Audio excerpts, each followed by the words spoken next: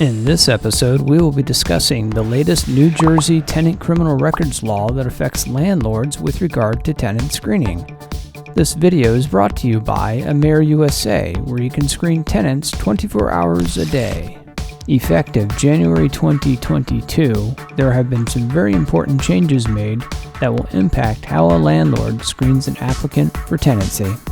We are going to highlight some of the most important changes, but we do encourage you to review the entire statute so you have a complete and full understanding as to what's required of a New Jersey landlord. Let's first begin by discussing the application process.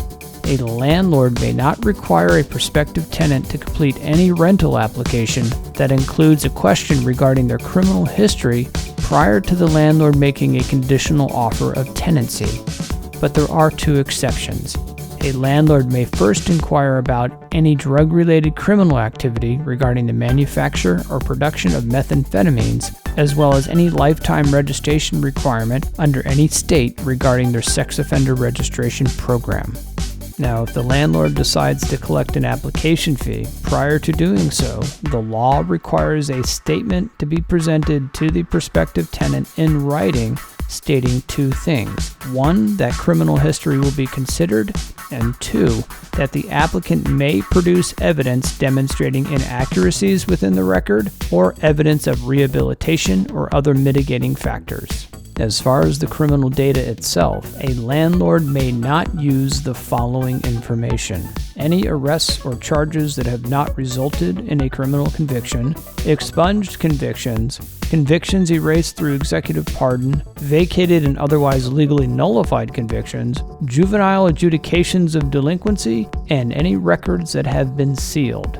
Once a landlord completes their tenant screening process using services such as tenantbackgroundcheck.com, they may only retract an offer of tenancy if they discover the following type of criminal information: a conviction of murder, aggravated sexual assault, kidnapping, arson, human trafficking, sexual assault in violation of New Jersey Statute 2C 14-2, causing or permitting a child to engage in a prohibited sexual act or in the simulation of such an act in violation of paragraph 3 of subsection B of New Jersey Statute 2C 24-4, or any crime that resulted in lifetime registration in a state sex offender registry.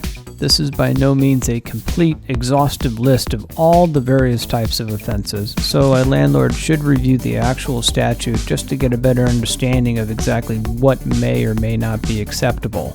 Basically, the state of New Jersey wants landlords to take a very close, hard look at the nature and severity of the criminal offense, the age of the applicant at the time of its occurrence, how long ago it happened, any information to suggest there's been rehabilitation or other mitigating factors, and whether or not, if it should happen again, would it negatively impact the safety of the landlord's other tenants or property.